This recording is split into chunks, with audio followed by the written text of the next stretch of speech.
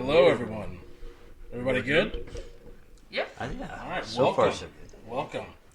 Um, so we are back from another podcast from a long hiatus. So it's good to be back. I guess we'll go around the table, introduce yourself, say who you are. I know some people know, Dave from the last podcast, but I don't think anyone knows who you are. So feel free. I am Danica, and I work with you, Mike, and I used to work with you, Dave. Yeah. It's weird calling you Dave. Yeah, it's fun though, isn't it? It is. It flows nice. It does. Sorry. And so, how are you been doing? Decent. Decent? Getting better every day. It's a work in progress. Good. What about you, Dave? Well, do I need to introduce myself? Might as well. I feel like I was neglected that opportunity. Oh, I'm sorry. No, not you. Oh. By him, the host. Yeah, so let everybody know they're going to be attacking me all podcast, so it's going to be fun. I don't understand why anyone would say that at the beginning of a show. Right. It's like setting the stage. Hey, clients or customers and viewers, this is what's going to happen. But no, anyway, I'm David Toland. I used to work with you both, and I was very excited a little when I found out that you guys wanted me to come and chat with you. Of course. But I love this stuff. I love you guys, and I love being here, and I'm excited to be sitting here. So I always start off the podcast and just asking how everyone's doing mentally. So, like, where are you at mentally? You can do a scale of 1 to 10, or you can just kind of tell us how you're doing. Like, so for me, I just got back from WCPR, West Coast Post-Trauma Retreat. Make sure I got that right so they don't kill me. And that was last week. It was great. I mean, I'm always great when I come back from there. And we'll get to that later on. But so I would say mentally I'm about an 8 or 9, which is fantastic for me. Powerful. That place always puts you in a good mindset and kind of makes you realize, what's important in life. I'm actually doing better this afternoon because I actually had therapy this morning, so it was a good session. I'm going once a week since I've been off work for a little bit, taking a little bit of hiatus to try to get my head on straight. And so yeah, I'm doing really good this afternoon. A lot of reflection on stuff. Reflection. I think I'm honestly on a roller coaster of a 4 and a 7 today. I have found the better I have been in touch with myself, and I recognize my day's a roller coaster. So when I am told to give a number, I'm going to say between a 4 and a 7 today. So it just fluctuates all the time. Well, I wouldn't Like, say all the time. throughout the day. But there's days when you're very in touch with the way you are mentally, and you start to reflect, like what Danica just said, and you might be reflecting on something seriously deep or something entertaining and fun. And I had a little bit of both today, so I can't really say it's a good or a bad moment, but a 4 and a 7. Yeah. Good. Well, good with the 7. Yeah. Well, the 4 is not so bad because I guess it's the way. I guess I judge things differently anymore. But my 4, I was reflecting on some chapter of life, because I've always been big on writing and using my life as a book, kind of like every time I talk. And I'm just kind of like a lot of us, when you get to a place where you have done some massive healing mentally, or not necessarily healing, but connecting dots, and where you can start the process of that, you become a lot more open to things. And Do you find you're exhausted after doing that? hell yeah. I know. Like, it's almost like a down. It can be. Yeah. Yeah. It was exhausting in the beginning for me because I didn't know how to manage my thoughts and my emotional health, because I had all these new ways and these new things coming, and I had to reach way back and learn or be reminded of things I was taught when I was in my my retreat. And So what are you doing now? as in like work, Like, for helping you out mentally? still being me. I still play outside a lot. The biggest thing is I communicate. I'm doing better at communicating and not holding it in or thinking I'm the only one that can fix me. Thinking that by keeping everything in the brain in my own whatever, I'm going to be I'm communicating. I'm more open to my children. I found that the very first time I did that with my oldest son, at the time when I did it with him, he was 14. He's 60 now. It was right in the beginning of when I had the biggest chapter of my life changed. I said something to him so honest, and his reaction to it just opened me. It was powerful, and I fell in love with that. And so I do that. I just talk, and when I feel something, I let it happen. I have found myself crying when I'm extremely happy. I have found that I'm crying when I'm celebrating someone else, and I used to never allow that. And I'm at the point where I don't care. I'm okay with how I feel and how I look when I'm feeling. Why wouldn't you pride let and yourself? image, ego, stupid, ignorance, the way the society and the way I grew. I looked at things like that. It was all masks, and I hid those things, which is why it damaged me. Or I don't want to say damaged, but it definitely impacted me to lead me to different things. So. It's the culture of the environment you were in. That too. I mean, that's a big impact because we work so much and so often, and a lot of us make that our lives. We don't have anything else sometimes besides that, or if we do, it's very little. And then one day you wake up and realize that maybe you want something else, or things begin to happen, and your function of how you function begins to deteriorate. And what you see as normal, you realize isn't normal. And that's at least how it was for me, is that I began to recognize how unnormal and unnatural my behavior, my responses were to things that people aren't even they don't deal with on a daily basis. We dealt with on a daily basis. When I began to realize how unfunctioning I was outside of work. Yeah. Like going to the store. I mean, you guys can attest to this, and I mean, you've talked about it, Mike, about going to the store and being really crowded, and then you start to get that hyper awareness of your surroundings. Where, I mean, I can't even imagine what it's like with kids. We're having that hyper awareness where you just can't relax, even being at the grocery store. Yeah. Today, with that, what you just said, I was planning on going to the laundry mat and work on this truck for my son. And fast forward, I just found myself walking in circles, thinking of my day and doing the dad role, and I just lost myself. I just had a moment of mental blankness. I'm gonna have to pause and no, and that's the part of it too, is that I lost thought. I've been having those a lot lately, and that's been, I guess, one of the most concerning things, is because just being honest, is that I'm afraid that it's going to happen in a moment where I'm needed, of that blankness. Interesting. So I have a question.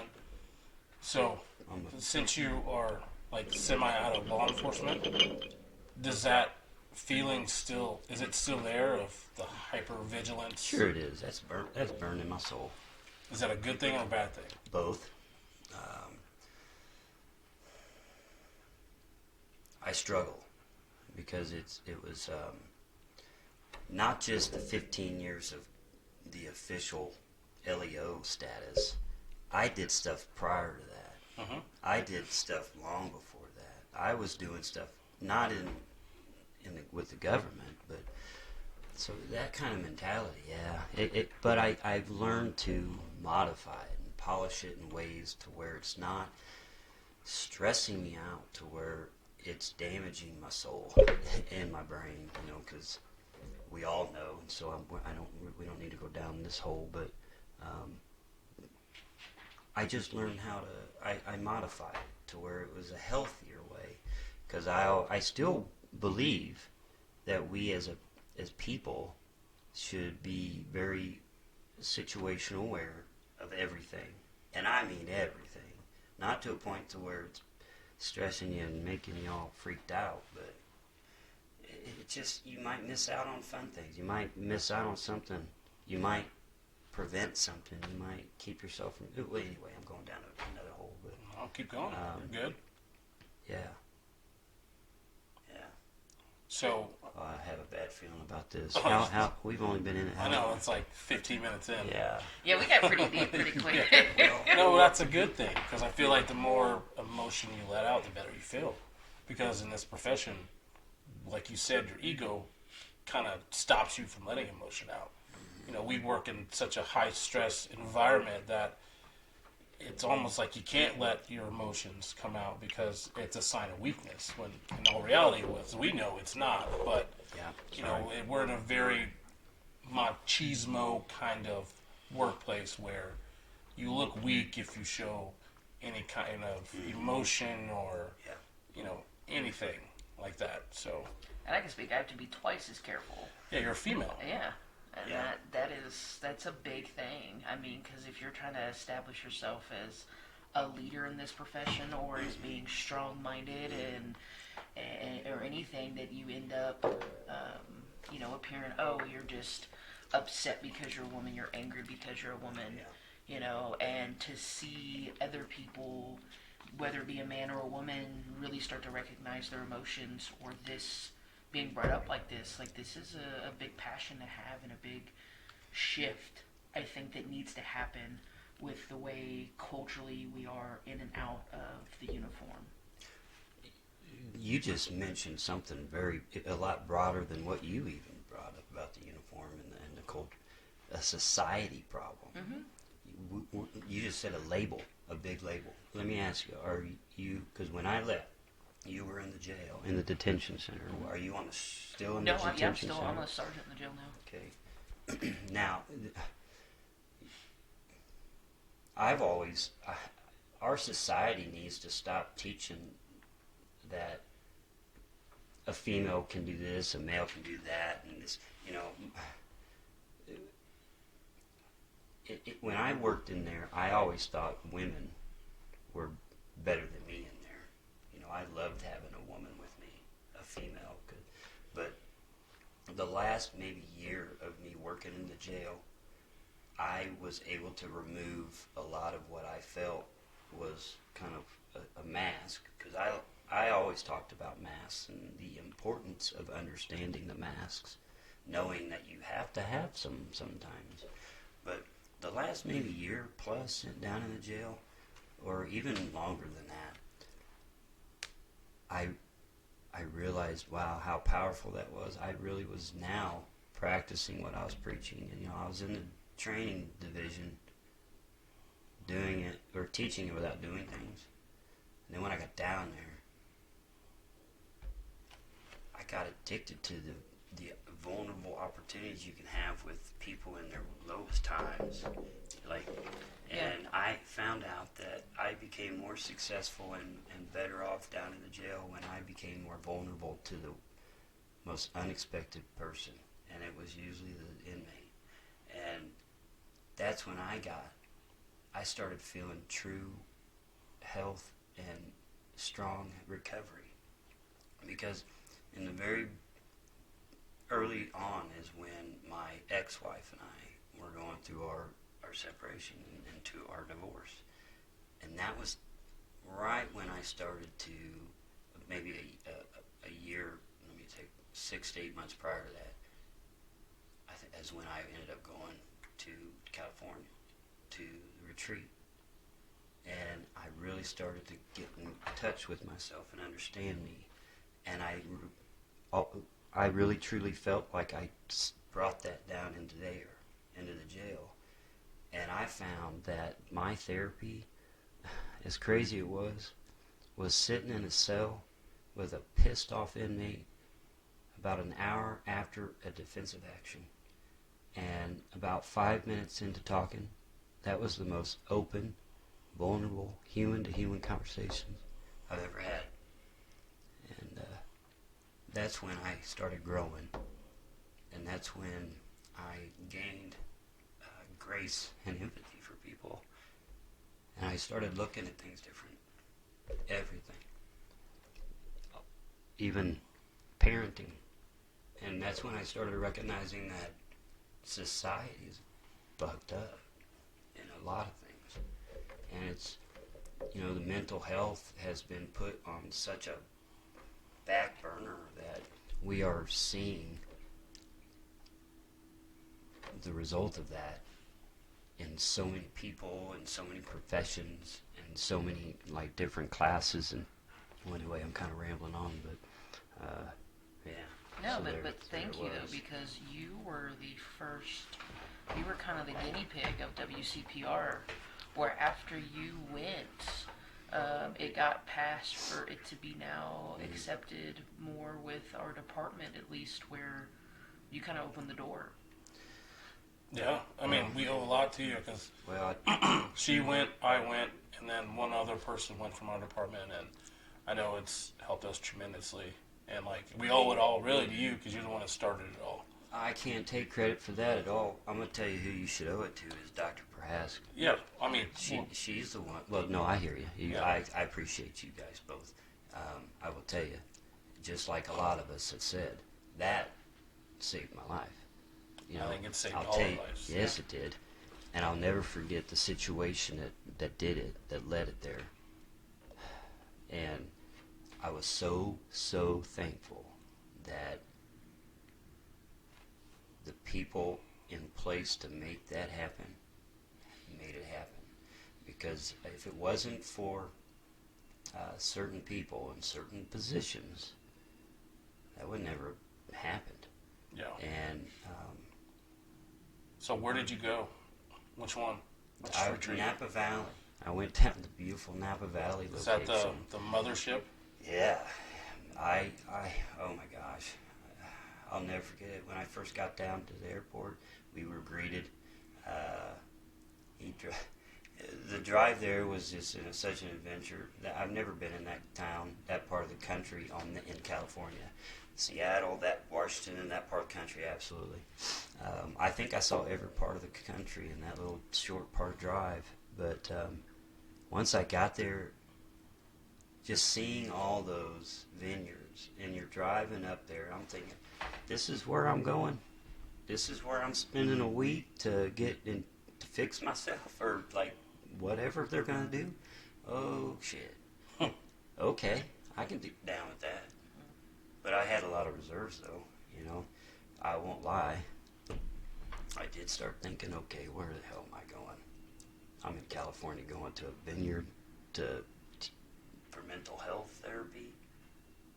I was thinking I was like in like a what is LA? How they call Belvedere Hills or Yeah, like the ritzy part of town. Yeah, but once I got in there, oh my gosh, it was just such an amazing. That little bit of me judging immediately, again, like we were talking about, I put a label on something without even really knowing, and I just loved it. I met my class, my group, my guys, my brothers now, and there was only 6 of us. And How much reserve, like, I know with mine, like, you sit in that, we sat at a circle table, and there were 6 of us there too, and there's so much, like, I say the word animosity, but I don't mean, like, tension, but there was that tension of, like, okay, what is this about? Like, what are we doing here? Yeah, well, the first thing they had us do is they told us to put our stuff on our beds, and I'm sure they might have done the same, I don't know. Yeah. And so you walk into a room where you've got 6 to 8 beds or however many's in your room. Yeah, like And I'm like, oh. 12. Yeah, and so I'm thinking, here I go again, police academy all over again. Yeah. Or whatever. And so I put my stuff on there, and you go down there, and they had a big lounge, like a fireplace, and it was a house, beautiful vineyard. They purchased, and we were all very reserved, like you said. We all had our masks on. We were all trying to be tougher than we were. And those guys that were there, the peers from the prior class, the doctor, the counselors, they put us in check right off the bat. They put us in our place. They told us what was going on, and they called us all out. It was kind of, they broke us down immediately. They didn't let us put up. They didn't put up with nothing. They all kind of, but they immediately, once they did that, opened up and showed love. Yeah, I know. And It's support. the It same was thing so they kind of amazing. did with us. It's like, you know, you get there. We had 5 of us in our group, and we're sitting there, and they're just kind of letting you sit there, kind of sitting in the shit. That's what they call it up Yeah, there. yeah. I went to Omaha, and so you're just sitting there, kind of like, what the hell's going on? Like, what am I doing here? Mm-hmm. And you're with, you know, your other people that are there, and no one's talking. You know, you might say, hey, I'm Mike, I'm from Kansas City. That's really all you're getting because you have no clue what's happening. And then they kind of like do their introduction around the room, so all the peers kind of talk, say who they are. You know, everyone's saying, they probably said the same thing, trust the process, it's fucking magic, Yep. just let it happen, all that kind of the same jazz, and you're just like, what is this bullshit about? Like why is everyone so happy? Yeah, what is this tree Yeah, hugging, what is- hippie, yeah, it's like, Kool-Aid what is going drinking? on? Absolutely. And then, you know, you get to you and you're just introducing yourself, and then there's kind of a break, and then, you know, you kind of go to we went to dinner or whatever, and so we come back and it was just like, boom, you're getting straight into it, and they were like asking you questions, and they're digging deep. It's not like, who are you type of questions. It's like what are your problems, and like, do you think this is the reason why? I mean, like, they're digging deep, and And they didn't accept like simple answers No, either. no, Like they were like- like, "What's your most vulnerable?" And you're like, "Oh, I don't know. Like when I feel anxious." And they're like, "Well, what makes you anxious?" And you're like, "Nothing." And they're like, "Oh, really?" yeah, and because they already know your critical incidents, Yeah. so they're kind of not trying to get it out there. Knowing, see, me going as a peer, now I know. Like, I know, like, now I know the game. I'm like, how'd you guys do that to us? But they talk to you, they're getting you, you know, they're pretty much trying to make you feel vulnerable. Because being in this profession, we do not like being vulnerable, especially me. It feels like I'm in a corner. I don't like it. I don't like being vulnerable. It feels like someone's gonna, you know, get me. Like, I don't like that. And right off the bat, first night, like, it's like a domino effect. One person starts tearing up, then the next person's gonna tear up, then boom, boom, boom. So they got all of us first night. Yeah. I don't know how it was for you guys, but it was just like, it kind of broke the ice, because it's like, you get talking, you're like, because you think that when you get there, that you have the worst problem. Like, you're the worst off. Like, why am I here? I'm worse off than everybody. And then when people talk, you're like, oh, they have the same problems I do. Not that they're worse off than me or whatever, but it's like, we're all going through the same shit together, and we're all here to get better, which is, you know, good to know. See, I had kind of the opposite where I didn't think I was the worst off. Because I went last, I remember. So we first sat down, and mine was in Indianapolis, and it was kind of in the middle of, like, nowhere. Like, we had, like, cabins we stayed at. And I went during some of the COVID stuff, so it was last April. And they said they originally had, like, this huge mansion for us to go in. And we all had a room and everything, but then we ended up in cabins, like, sharing a room. But it was fun. Anyway, so I'm sitting in this circle at this table, and I'm sitting with all the clients, and this guy sitting across from me, his name's Nick, and one of the greatest people I'm so grateful to meet. Like, just a true, like, just best friend, soulmate I've ever met before. And he kept looking at me, and I threatened to fight him. I was like, if you keep fucking looking at me, like, I'm going to reach across this table, and we're going to fight. And I remember some of the peers came around, they're like, is everything okay? Like, it's really, like, tension at this table. And I was just like, this fucking guy right here. And, but anyways, so that first night, they start to kind of break you down. And I remember going last and hearing all this, everybody's stories and kind of how they were opening up. And I think there's a difference between, like, patrolling on the streets and that whole stress and everything, and then working in the jail. I felt more reserved than everybody else. And so as they started opening up, I'm like, oh man, like, what am I doing here? Like, I've never been shot at. I've never, you know, had to pull my gun in that sort of incidents, you know. But then I started naming off some of the incidents that did happen to me, and some of the other things that I had went through, and like it was very, as a person who works inside that detention center area, you felt kind of alone in a way, because everybody else had cop stories to relate to, and you didn't really have a whole lot of like jail stories to relate to. So you kind of did feel alone, and I did mention that I did feel kind of on an island with that whole thing, because it is a different, I feel still to this day, is a different stressor entirely. Yeah, it's a way different stressor. Yeah. I mean, because these guys deal with it.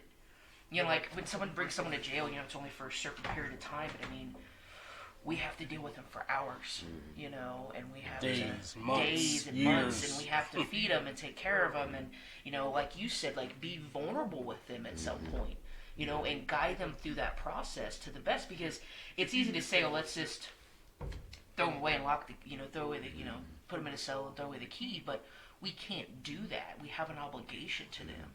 We have an obligation to, you know, the department or society or whatever you want to call it, however high you want to go with it. But, you know, it's just really balanced, where you come to a point where you feel like you're being split in two. You feel like there's an obligation and all the stress that comes with that, and you want to do your duty and you want to do it well, and then the human side part of it, the, you know, trying to keep your humanity through all the crap you see. And I know with WCPR, it really kind of made me realize how unvulnerable I had made myself, and how closed off to normalcy I was. And I didn't even really realize it until I went as an outer peer, and to see like a group, and when you go as an outer peer, you get to see kind of like the background stuff and how they do everything. And I'm sitting next to one of the guys who I was a client with, and he came with me, and we're looking at the, you know, the new group of clients and listening to them start to tell their stories and open up. And I'm like, oh man, like I can't wait to the end of the week where they hit that euphoric, like that magic where they feel good. And I was just like, you know, I bet this, you know, I remember from ours, you know, this guy was more closed off and this guy was more closed off. And I remember the guy I went with, he looked at me and he goes, "You're joking, right?" And I was like, "About what?" He's like, "You were the most closed off person in the entire group." And it really like hit me like, oh man, was I that closed off? Because I didn't feel it. I felt like I had opened the door. But then later on, like the reflection part came in, where I almost felt like it was time wasted, where I could have been vulnerable and I could have took bigger steps forward. And now here I am, almost a year away out from it, and I can't do a do-over, but what I can do is make sure that every day I try to do better. Yeah. At being vulnerable. You know, if you don't mind, I'm going to interrupt you. That last thing well, not last thing, I don't know, 12 or so words ago, you said that, well, give me about 30 seconds. You felt like when you left, you felt like you opened up, and you felt very good about things. Yes. You need to remember that, because that's you. You don't usually open up. Yeah. And what is massive for you is not for anyone else. So you don't need a do-over at all. You need to stop thinking like that, in my opinion, because you got what you needed out of that. Oh, yeah. You got what you went there for. Oh, yeah. You left there feeling right, right? Yeah. That guy said that you were the most closed off because he's used to hearing people talk all the time. Yeah. Well, I mean, he didn't. But it wasn't a bad thing. I got you, but yeah. I just wanted to really drive that to you. Yeah. Because I know you enough to know, I can see that he probably thought you were the most closed off person, because you do keep things in like we all do, but you're really good at it. Yeah. You know, and then when you do share, I bet that was powerful for you, and I applaud that, because those things are powerful. I know when I do it, I've got to where I embrace it. Yeah. And so good for you. And which one did you go to? I went to Indianapolis. And then I went back as a peer to actually a local one It's in Linwood. Linwood. And you went to I went to Omaha, and then I went Omaha. back to Omaha last week as a peer. see, when I went California was the only one, and then they were working on. Oh, I'm gonna be wrong, but I thought they were talking about one in Colorado and one in Casey Mo. But So I'm glad that they've got it Yeah. now Oh, yeah. because they they've got didn't. one in Omaha, one in cool. one in Indianapolis, Yeah, Indianapolis. and then Awesome. one in Baser or Linwood, Yeah. one in California, and then I think they have one or two Now, more. now, when you say the one in Linwood, are you saying are they just like a group like No, they're No, WCPR. it's The a whole WCPR, yeah. peer? And, Oh, and just for outstanding. people like listening, how far-reaching this is like I had a guy from Hawaii. Outstanding. Yeah, we had a guy Yeah. from Wow. New Jersey Yeah. and California Yeah. and Oregon and That's cool. Philadelphia. Like we Cool. had no one that was like local. Yeah, yeah. Philadelphia, New Jersey, California, Oregon, and Oklahoma. Right on. And I might be missing one. We had a girl from Tennessee in mine. Oh, and then one from Olathe here. So it was like all across the map. Right on. When I went, it was mostly everyone for California, and they were most firemen, you know, because the fires there, and it was just me and one other. Well, that's very cool because I like to see that growing because that's the most new Yeah, thing out there for It's sure. getting- Oh, hopefully it's getting big. I mean, Yeah. that kind of leads me to the next question. I kind of would want almost everyone to go through it. And so what I was going to ask is, what would you tell people getting into this line of work? What would you tell them to expect, and what advice would you give them? Oh, man. Well, my first thought when you ask that question is learn how to work where you don't have to go to these things. You know, Yeah. That would You be know, nice. I used to always say in training, graduation, accept that this job is going to change you. Mhm. Because even if it's a good change, it's going to change. You're going to change because every job is. Even if you're a computer guy, a bean counter, whatever you want to call yourself, law enforcement or any kind of first responder is going to change you. But help modify it, you know, control the change, be more in control, accepting, be open-minded, recognize that you need to focus on your brain and your mental health for not just your sake, but your family, and just take care of yourself, you know, recognize that it's 2022. Is that how we say it now? Yeah, and 2022. you know, the day of being the tough man or person is bullshit anymore. I'm 50 years old. I wish I would have felt like this when I was 20. I know everybody says it when you get to a certain age, but I don't mean it because of my age and health, physical health. You just kind of I find mean it because of my brain health you find and how I clarity in accept life. things. Yeah.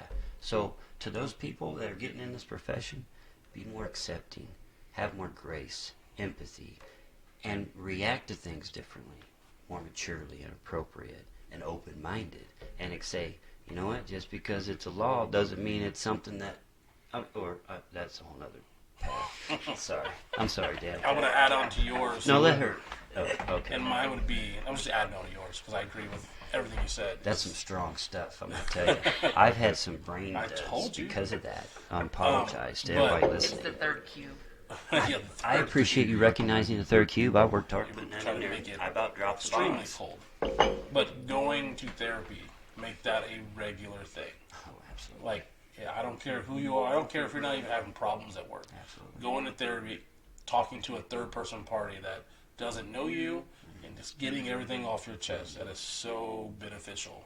I tell people that all the time that, you know, people that are new, go see therapists. We got, 8 a year? 8 free EAP trips? Yeah. 8 free sessions. Use all 8.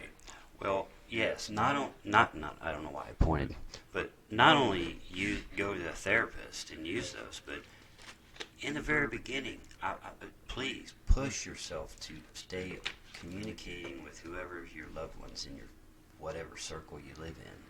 Don't become a reclusive person and bottle it, because then if you stay open and communicate with the people that you have in your circle, you might not have to use those free visits to therapy. Because I learned after I didn't use all this stuff and do all these things that I learned in these retreats, oh my gosh, just being open and communicate with my people I like, my people, and might have prevented stuff for me, or just not being so whatever. It was the booze talking there. I kind of rambled a little bit. What about you?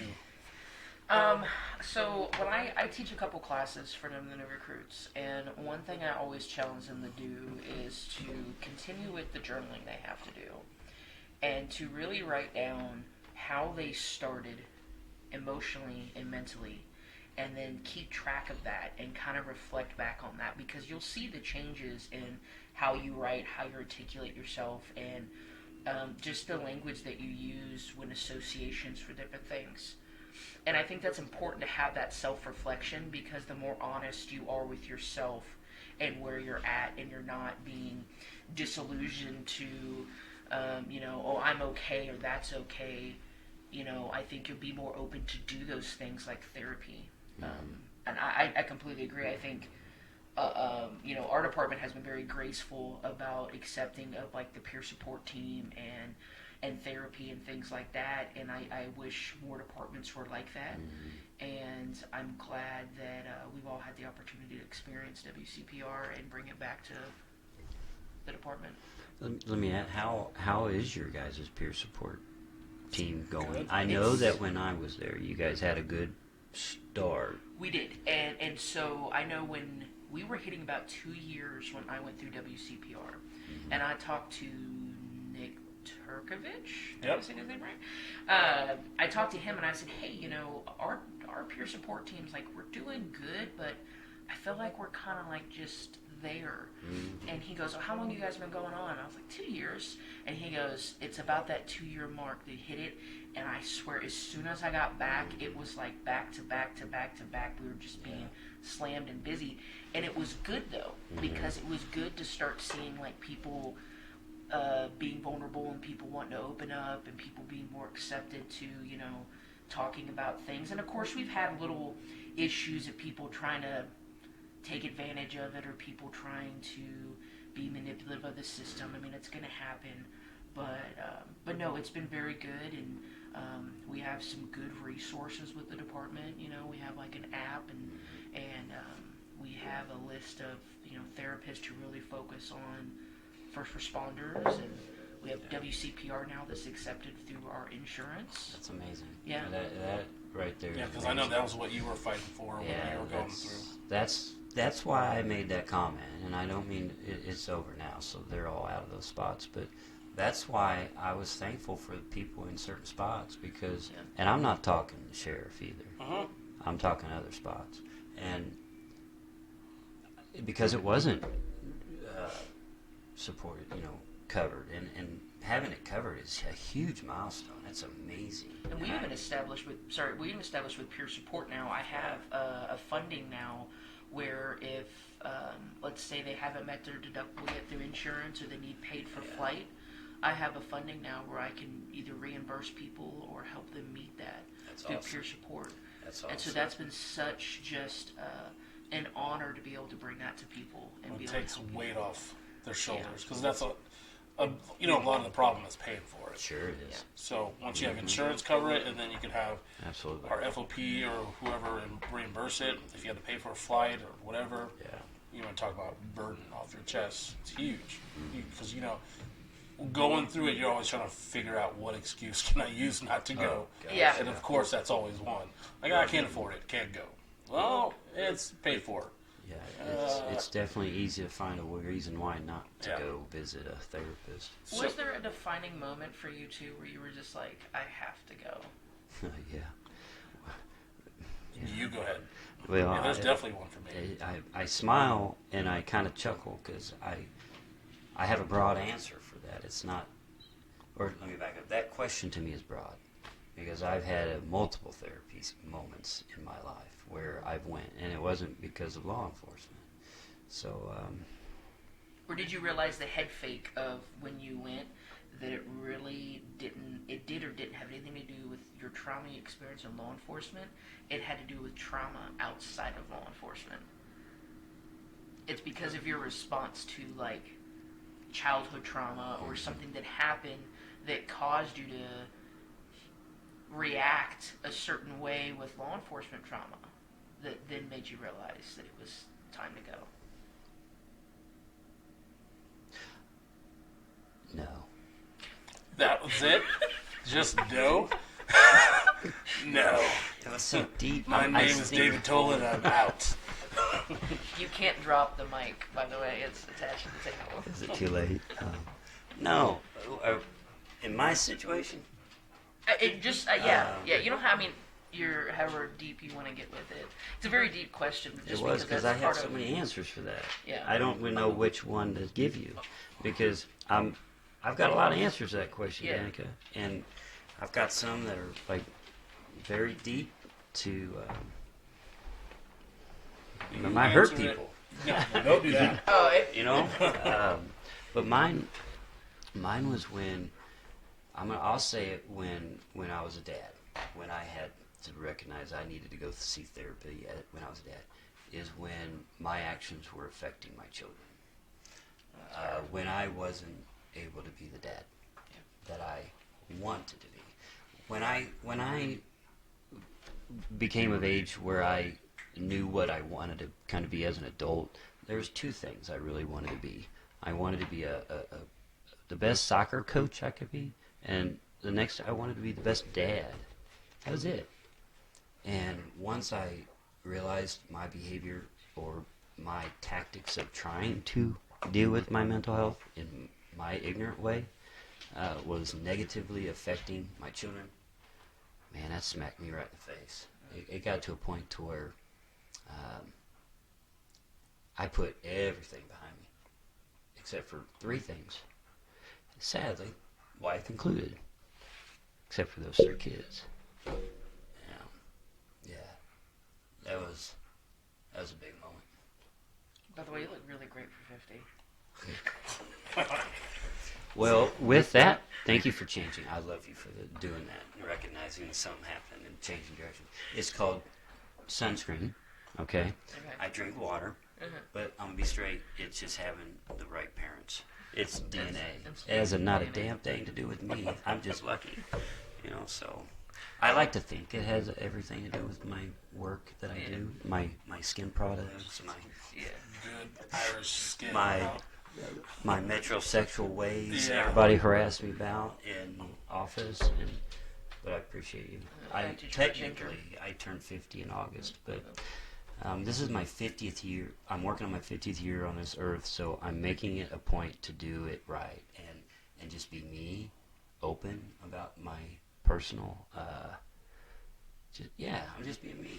Yeah, you're halfway there. I know. 50 more left, and then you're dead. I know, and I'm gonna. Thanks for putting that limit on him. You lived to 101 just to spite him now. I will. But I had a great 50, so if I can do another great 50, I'm blessed, Yeah. even better. So, I'll answer your question. When I noticed I really had to go, was a couple of things. One of them, you just being on my ass to go, and then you doing the same, because you kept telling me to go, like years ago. Two is, I kept hitting rock bottom. Like, there was, how everyone says, they hit rock bottom, and it might be like one time in their life. It was like 5 or 6, it felt like for me. It just felt like I kept, like, getting up from it and then going right back down. And then the third one was just seeing the relationship with my kids and family. It just wasn't where I wanted it to be. I thought I was going to be like this, you said, like this picture perfect dad and have this, leave it to beaver type family. And when I kind of stopped one day and looked at it like my son didn't want to he didn't want me to take him to bed because we didn't have a good relationship. He cried all the time when I was like around him, and my daughter she was like probably 6 months old, 8 months old. I forgot how old she was when I finally realized. They had a better relationship with my wife than they did me, and I was just kind of left out because I was never really home because I worked all the time or I was out doing other things like promote my own career. And I was just like, I kind of stopped and realized where it's like, I can't keep doing this because I'm not going to have a family anymore. Like, I need to go get help because I don't want to be that dad or that person that sees their kids every other weekend. Like, I didn't want to be that, or I didn't want to be the person that, like, didn't have a relationship with my kids because I decided to work more than try to, have a relationship with my kids. So that was a big wake-up call for me. I was like, I gotta try to fix this, or fix myself. Because I went in thinking, I just want to be a better person. I just want to be a better dad. And, you go in and you're not really realizing what truly you're fixing about yourself. And then you realize, it goes deeper than just your critical incident. Like, it goes way deeper than that. And, it roots back to childhood issues and so on, that, family issues, personal issues. And just, your critical incident really just scratches the surface of what your true problems are. So that was really, for me, what hit home. And then glad I went when I did, because, I wouldn't be here, not dead wise, but I don't think I would be in this situation still if I didn't go. I think a lot of things would change. I know that you guys probably say the same thing, that Absolutely. if you didn't go, your life probably would have took a way different route. So I think we all went at the perfect time. I totally agree with that. And sitting here at this table while you're saying that, I was thinking about the three of our characters. And I'm just going to say this because I've gotten a lot better at being able to see and say things. But I look at us and I see three very good-hearted people. And we have reputations throughout the people that know us as kind, good people that help others and listen. And so you have these three characters here that have that characteristic where they're known for that. Those are the people that need those programs more than anything, because we bottle it all up. And I think we gained more from those people because we already had that thing about us that want to help and be there for others. And so we neglected ourselves. And going to this shook sense back into us, or redirected certain things in our ways. Because I think I mentioned this to you the last time I sat here, is when you go on an airplane, the stewardess always tells you, put the oxygen mask on you first so you can take care of others. Yeah. And I was not doing that. That's a really deep, and now, that's very, if you really think about it. But I tell you this, guys, if I could do it now, I'm number one in my life, even though I'm a dad. And I got three little ones that I love more than anything. I recognize I've got to take care of myself mentally, or I'm failing them. And it's not even monumental things. It's the small things. Absolutely. Like being vulnerable enough to sit here and talk about this stuff. Totally. And just doing the small things that, like, make you happy, and working your programs if you're on them, yeah. You know what made me, I'm hugging my 11-year-old daughter the other day, and I apologized for yelling at her. Yeah. That made me feel good. That right there made me like, damn, I'm okay. I was able to, and we had a great moment. And to touch base back on what you said a while back about our society and how you struggle as a woman. I've got 2 girls, and I think of things like that all the time. I think of comments that you've made in the past that you and I talked about. Think about when Ballard and I've talked about. I talk with all kinds of women, and just those are my moments for me where I just have so powerful love, and I'm like, wow, I got that because I was open and vulnerable, and I accepted something that I did wrong, and I apologized to a freaking 11-year-old. And meant it. And meant it. Yeah. And I bet you felt good. And I realized how powerful it is to deal with any kind of conflict instantly, almost momentarily, instead of sleeping on it, instead of going away. Why? If I'm able to resolve something, I'm going to get on it. And I annoy my children now. I have now realized being a good dad is to annoy your children. And I love it. Because I do what I do. You know, any of you guys that worked with me in the jail, I kind of do the same with my children. My children hate me sometimes. but they love me, I hope. I'm sorry. When they get older, and I realize this like a reflection as a kid who, my parents divorced at a young age, and when I got older, I didn't realize how much the little moments meant until I got older. How much, like having certain conversations with my dad when I was younger, or having conversations with my mom growing up, how much I really reflected on not the content, but the context of what we discussed. Like the words really impacted me when I was older. And it is true when parents say, you're not going to understand this until you're older. Yeah. So why you apologizing to an 11-year-old might not impact her now, wait till she gets older and sees the earnestness of an adult being able to look a kid in the eye and apologize for whatever it is, that it's okay to be that way. And that kind of comes full circle of what we've been discussing about being vulnerable enough to say I'm sorry. How many people just use it as a throwaway? It's kind of like I love you. How many times do we throw away that? But look at how powerful that word is. Yeah. Well, that same note, and we've talked about this in the past in classes about our society has lost its sincerity on when they even ask how people are doing in public places. When you walk past somebody, what's usually the way you greet someone? Hey, what's up? How you doing? You ain't even spending long enough time to stand there and listen to me. You just walk right past me. What if I wanted to answer you? It's just, that's our society. Or how you now. do answer. I heard this one, I was watching a TED Talk, and her name is Mel Robbins.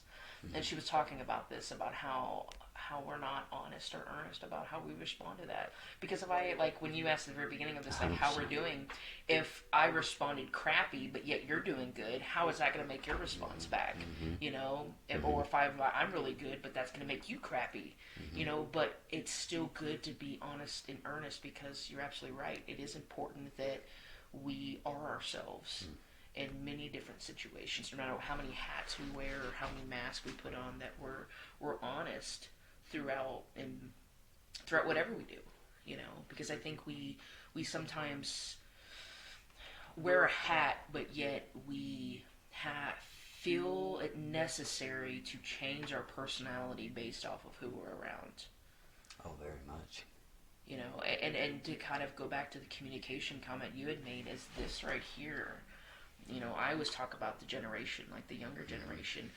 They're so emotionally disconnected to how we are, how you and I and the three of us here grew up, where they have almost no idea, slim to none, about how to talk to people. Because there's no emotion behind a text message. There's no emotion behind an email. It's always the voice in your head of how you hear people. And I've said this a bunch, is that it's so important that we actually communicate verbally to people about how we feel, and not rely on a text message or an email to say the important things that we need to say. Whether it's an I'm sorry, or whether it's an I love you, or whether it's whatever it is, that we have those verbal conversations. I agree with the verbal, and I agree that younger generation, the texting and that. I also think that we, as an older group, kind of learn their communication too. Because my parents, I try not to be like, well, I did it this way, or when I did it when I was a kid, or my parents did this. Well, like texting, they communicate differently. I have noticed, like, I've gotten in more arguments via text accidentally because of overreading into the words. Yeah. And I'm like, oh boy. It's like that Key and Peele skit. Yeah. I don't know if you've ever seen it. Yeah. What was it? It's just they're texting back and forth, and one guy's just like... He's like, man, okay, I don't whatever. And then it like, goes back. whatever? He's like, whatever? What do you mean, whatever? Exactly. And exactly. Yeah. And so I think that's important for us. Maybe for me, let me say me. I had to talk to my 16 and 13 and 11-year-old on how do they talk? How do you guys communicate? And I listen to them, and I say, I don't know if that's a good way, but let's work on that. I have learned so much by listening to them. It's crazy, because just because my parents did it that way definitely doesn't mean it's right. And I'm only a 15-year-old dad, so I'm still learning. Or 16. I was about to say, like, Yeah. oh, 16-year-old. one of them 60. Yeah. But I really think it's important for us to kind of break that way of whatnot and tell our kids it's okay to be open and talk and communicate and show emotion, but without being rough about it, but you can still have some tougher skin. You don't have to be so sensitive. Oh yeah, for sure. Don't take advantage of us wanting you to be emotional and in touch with your feelings to where you milk it and say, oh, guess what? I've learned if I do this. Don't take my kindness for weakness. Yeah, definitely. And I loved that. When I was in the jail, I loved being open and vulnerable. And I loved, my stereotype when I'm in uniform, when I'm clean cut, shaven, I look like one of the most stereotypical white cops you could see. I might be wrong, but I've always looked like a stereotypical white cop. Mm-hmm. Most of the time, I'm already classified, and I get it, and I'm okay with it. I accepted that in 2006 when I had that, but I got addicted to changing that thought. Because I didn't even have to hear anything come out of their mouth. I could just see their face, and I knew and saw how they looked at me, and I would purposely go up to them and start talking. And thankfully, my quiet little voice that everybody harasses me about, because I don't speak up loud enough. Such a calming... It saves my ass. They're like, oh, this guy. Do like book on tape. Very welcoming. Well, I do have a 1-900 number if any of you would like to make a call later tonight. 2 o'clock in the morning is my best time. All right, you say that. Yeah. But I loved changing people's minds, or not minds, but views on things. That was one of my favorite parts about working in a jail, is going up to, even me, I have that. We have those stereotypical inmates. You see, when I say a stereotypical prison inmate, what I start thinking of is a tatted out, muscled up fella, if I'm thinking male. Right? Somebody that has been in prison. Well, those are my favorite ones to talk to and push buttons to see, and then because those are the ones that open up the most.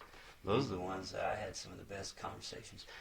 My very first one I ever did, it was the first week I was in the jail. We got into a defensive action down there. It was whatever. And an hour later, I ended up going up there talking to the guy. And fast forward over our conversation, he cried. He ended up hugging. We hugged. And that freaked me out because I went against training. But I let it happen. Kind of against my will, but I let it happen. And he ended up sitting back down on his bunk. And I just look at him, and he's crying. And I turned around and walked off, and the deputies were there. They were kind of not sure what the hell was happening, because they're like, what the hell? We never had a sergeant walk in and shut the door and not let us in there. And that was the day I loved working down there, because of that. See? There you go. But that was when I fell in love with working in that profession. Yeah. Because I don't mean to change the subject or talk, but 600 inmates, basically, almost, is what you guys usually keep custody. I'd say almost 400 of those are probably people that just need some help, somehow, addiction, whatever. And then you got another 100 whatever that are always going to be petty thieves, or they always have that whatever. And then you got a small handful that are always supposed to be under supervision somehow. That should never be out there. But most of them just need talked to. And man, that was so powerful. It came for down me. to communication, because Yeah, it was. It's almost like if you guys ever seen like this Stanford experiment or heard about the Stanford experiment about they used the basement of the psychology building at Stanford back in like the 70s, I think it was, where they made a group of people, just random people, students, either prisoners or guards. Yeah.